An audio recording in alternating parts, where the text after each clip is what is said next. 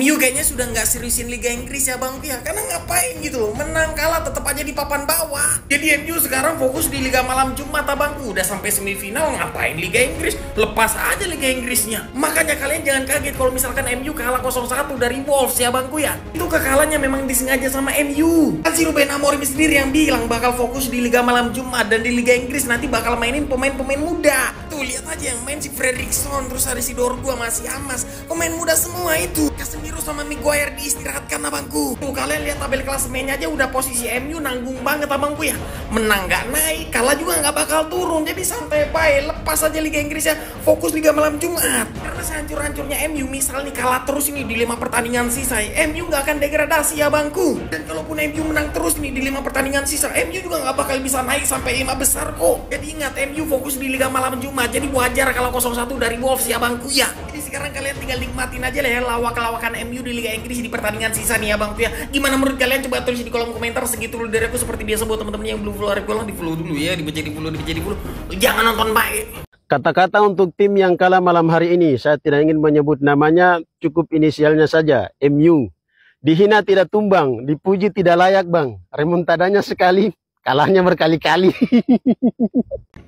Bisa nggak sih MU main di malam Jumat aja? Iya, kalau di malam-malam lain kayaknya bapuk dah. Busuk mainnya. Aduh. Mau gimana ini ya? Gue males banget bilang alasan. Ya emang kita mau fokus ke UEL. Iya, tapi gimana ya? Maksud gue kayak Back to reality untuk fans MU ya, dimana ya MU harus kalah di kandang di Old Trafford di Premier League selama Newcastle dibantai 4-1, sekarang kalah sama Wolves 1-0. Ya di match ini tapi gue gak expect apa-apa karena ya Amorim seperti yang udah kita tahu bahwa dia akan bilang gak akan fokus Premier League, dia fokusnya ke Europa League, pemain-pemain utamanya akan disimpan buat Europa League, dan ternyata terjadi guys, bahwa Bruno dicadangin ya di match ini. Bruno dicadangin, kemudian mainin Fredrickson juga, center back muda baru, jadi debutan dan mainnya keren banget Fredrickson. Bener keren banget. Gue yakin harusnya dia di next lawan Bournemouth mungkin dapat kesempatan lagi sih. Mainnya bagus banget. Bener apa ya? Sangat tenang, gak panikan, di press tuh gak panik, masih bisa passing, gocek. Pokoknya keren lah, potensial banget ini pemain si Fredrickson ini. Dan ya di babak pertama sebenarnya MU mau position sih guys. Tanpa Bruno pun mau position tapi ya gak bisa create peluang. Sementara Wolves di lain sisi ya jeleknya minta ampun. Jelek banget Wolves ini. Bener gak bisa nyerang sama sekali. Gak ada serangan. Padahal main pemain utama loh mereka. Dan lagi win streak 4 kali kalau gak salah. Tapi jelek banget di match ini. Nah di babak kedua Højlund dapat momen. Udah bagus lewatin. Bukannya dipassing malah egois nih si Højlund. Ya biasalah. Memang Højlund kan katro ya. Dan akhirnya yang terjadi dia gak bisa shooting. Malah bolanya dibuang pemain defense-nya Wolves. Dan gue gak ngerti tuh. Harusnya itu bisa jadi gol pertamanya MU loh. Kalau dia passing. Tapi ya itulah Højlund. Dan setelah itu akhirnya ya Bruno dimasukin menit 60-an. Masukin gantiin Ugarte ya kan. Dan setelah itu Mason Mount juga dimasukin sama Dalot dimasukin. Ya udah MU menguasain, Bruno dapat peluang tapi tendangannya melenceng. Asisnya Garnacho ya. Garnacho bagus banget di match ini guys. Kayaknya dia belajar di match lawan Lyon deh. MU kena comeback. Di match ini Garnacho passing terus tuh, gak pernah shooting dia. Cutback terus berkali-kali dan berhasil terus. Tapi sayangnya gak ada yang jadi gol. Sampai akhirnya yaitu si Wolves dapat free kick, bam, Sarabia 1-0. Menit 78 guys, kalian bayangin. Gak ada peluang one target loh. Pertama kali lihat free kick langsung jebol. Dan bukan salah Onana juga karena free-nya emang bagus sih. Dan setelah itu ya udah MU mencoba, Cido Obi Martin dimasukin juga tapi sampai akhir gak dapet gol. Mason Mount dapat 2 big chance, dua-duanya tendangannya yang ke arah penonton. Makanya ya ampun, finishingnya asli jelek banget MU di match ini, dan akhirnya ya mereka harus kalah. Dan ya jujur gue Premier League gak terlalu peduli sih, karena ya Amorim udah bilang juga bakal dilepas Premier League, gak difokusin. Tapi ya semoga ini semua terbayarkan ya guys, kekalahan-kekalahan ini yang bakal mungkin kita saksikan sampai akhir Premier League nanti. Karena pastinya Amorim akan banyak merotasi pemain. Ya semoga Europa League MU bisa juara season ini. Karena kalau enggak, wah gak ngerti gue yang terjadi sama MU ini. Udah di peringkat Liga jelek, Europa League-nya gagal lagi, padahal mau fokus Europa League. Udah gak ada alasan kan harusnya Europa League mereka gak masuk final gitu loh, dan juara gitu. Karena Premier League-nya mereka udah pasti ngelepas gitu. Jadi ya, kalau menurut kalian gimana guys? So much ini guys. Jangan lupa komen dan see you next video guys. Bye-bye. Secara mengejutkan, Manchester United kalah atas Wolverhampton dengan skor 1-0. Saya tidak habis pikir sama orang satu ini, yaitu Ruben Amorim, pelatihnya Manchester United. Bagaimana bisa pemain sebagus Casemiro ini bisa dicadangkan?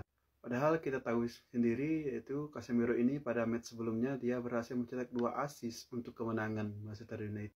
Serta Ruben Amorim ini juga mencadangkan Bruno Fernandes. Bagaimana bisa? Sedangkan kita tahu sendiri jantungnya Manchester United ini berada di tangannya Bruno Fernandes. Bagaimana bisa seorang Ruben Amorim mencadangkan Bruno Fernandes. Serta tidak lupa juga sama orang satu ini, di mana pada match sebelumnya dia ini sangat solid di lini pertahanan. Serta dia juga berhasil mencetak 1 gol untuk menangani Manchester United. Bagaimana bisa dia bisa dicadangkan oleh Ruben Amorim? Bagaimana pendapatnya teman-teman? Apakah Manchester United yang bapuk atau pelatihnya ini yang sedikit error? Share pendapatnya teman-teman. Let's go. 90 menit buat nonton MU sekarang. Waktu kalian terbuang percuma. Bruno Fernandes juga nggak main. Yang main bocil-bocil akademi.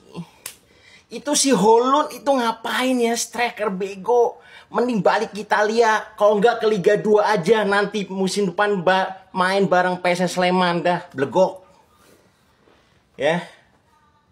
Tahu kan? Bruno Fernandes sekarang jiwanya, soulnya Manchester United. Udah, bagi fans-fans MU mau Mancunian, mau United, mau Man U, mending nunggu Europa League aja.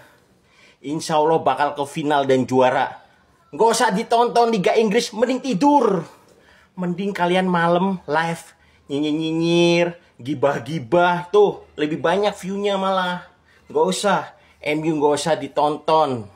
Mending tidur pules, jaga kesehatan. Tunggu Europa League aja ya. Ya, fans MU, nih gue bilangin. Dah, selesai. EPL, tunggu musim depan. Guys, kita lihat nih fans yang timnya kalah mulu nih guys ya. Kita samperin coba ya. Ya, kenapa? Timnya kalah lagi ya? Mending pindah tim lo, ke tim lo. We went from a remontada to this! Manchester United are 2 points off 17th! 17! Just relegate all these players! We do not deserve Premier League football!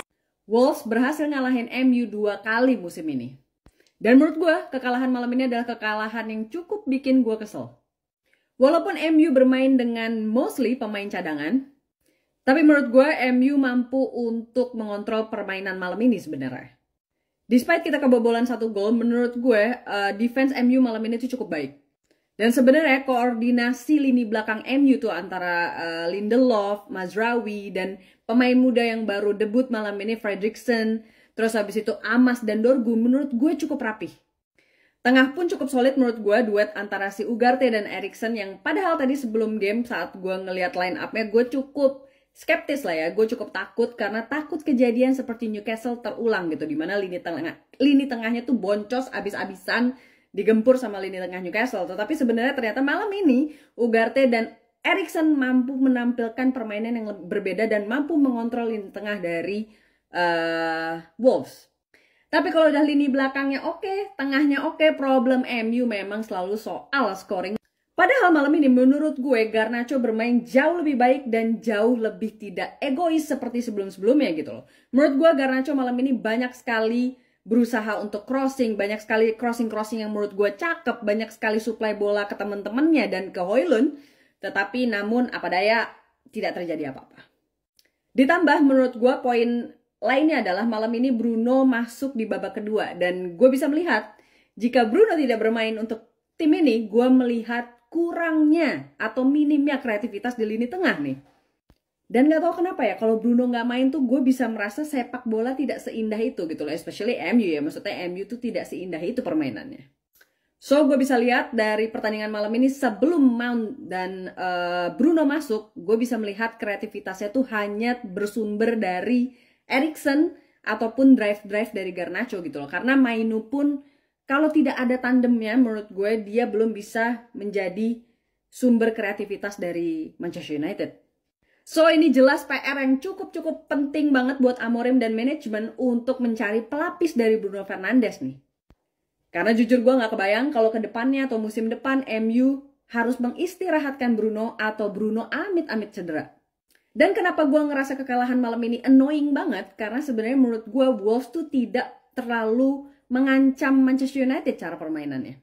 Tidak terlalu banyak serangan berarti dan tidak terlalu menyeramkan lah seperti pertandingan pertama kemarin di kandangnya Wolves.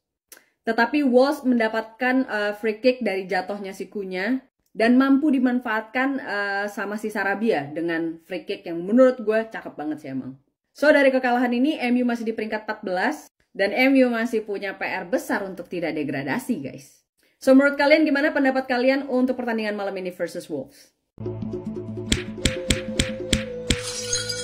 How are you? Let me tell you something.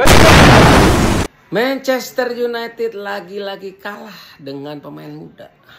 Mujizat kemarin remontada tidak terjadi. Gimana tanggapannya, Kelly? Gak bisa Liga Inggris. Gimana tanggapannya? Pusing pala. Gimana, Ziva? Buat tanggapan apa sih? Emang udah kita udah terbiasa guys kalau Premier League. Tapi kalau di Eropa kita boleh lawan lah. Jadi nggak usah berharap di Premier League, kita berharap aja di European League. Tapi yang gue senang tadi lihat Harry Amas dan Tyler Fredrickson mainnya bagus. Sayangnya Chido Obi nggak dapat banyak kesempatan. MU nggak bisa apa ngasih kita kebahagiaan tuh seminggu, 2 minggu, sebulan gitu atau bahkan selamanya. Cuman beberapa hari kita habis menang comeback di Liga Eropa, masuk semifinal lawan Lyon, ketemu lagi Liga Inggris dan akhirnya kalah. Padahal secara permainan kita yang memimpin permainan gitu, possession di kita, yang banyak nyerang kita, peluang kita banyak banget, tapi striker kita di depan kita bodoh semua. Akhirnya apa nggak bisa ngegolin, nggak buang-buang peluang. Udahlah gitu terus aja terus permasalahan MU di IPL. Mau sampai kayak gimana sih di IPL? Ini kalau boleh sih IPL skip aja sih, udah beres aja lah. Capek banget nonton MU di IPL, walaupun ya emang udah biasa sih, cuman gak akan mungkin dikasih menang 2 kali dalam 1 minggu. Tapi ya minimal seri lah gitulah. Ya Allah, ini mau turun terus sampai kapan nih? Turun aja terus 15. Udahlah pusing. Gimana menurut kalian? Coba tulis di kolom komentar. Nggak apa-apa. Kita lagi fokus UEL, Europa League. Itu prioritas utama. Karena IPL udah ada 20. Jadi sekarang kita fokus ke Europa League. Gak apa-apa. Emang bener-bener udah nggak bisa dipungkiri banget kalau misalkan Ruben Amorim nih kayaknya big fan of Cunha nih. Ini momen dimana si Amorim datengin Cunha nih pas Desember kemarin pas Wolves ngalahin MU. Dan ini itu adalah momen dimana tadi pas halftime Amorim kayak agak sedikit ngejar Cunha ke tunnel dan mungkin untuk punya conversation sama dia. Gesturnya si Amorimnya emang bener-bener menunjukkan banget kalau misalkan dia emang jatuh hati dan suka banget sama Matheus Cunha ini. Matheus Cunha emang santer dikaitkan sama MU nih next summer ini untuk dijadikan di posisi nomor 10 atau nomor 9 sebagai striker. Dan gue jelas sangat setuju kalau misalkan MU bisa mendatangkan Matheus Cunha. Dan kabarnya nih dari kemarin-kemarin sebenarnya MU tuh sudah mulai mengobrol sama agentnya si Matheus Cunha. Tapi jujur-jujuran aja menurut gue memang tidak akan mudah untuk membawa Matheus Cunha ini ke MU. Ada beberapa klub seperti Arsenal dan Newcastle yang juga dikaitkan nih sama Matheus Cunha. Dan mereka memang menunjukkan interestnya ke pemain ini gitu. Apalagi release clause-nya Matheus Cunha ini itu 60 jutaan guys, atau 62 jutaan. Gue lupa deh pokoknya. Tetapi menurut gue ini adalah nominal yang sangat tinggi dimana melihat situasi keuangan MU yang sedang tidak baik-baik aja. Tapi menurut gue MU harus banget kerja keras puter otak dimanapun caranya untuk datengin nih pemain.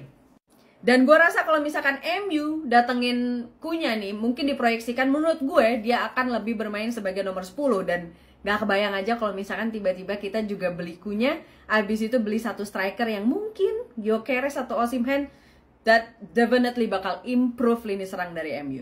Menurut kalian gimana guys? Apakah kalian setuju kalau misalkan Cunha ini datang dan dibeli sama MU?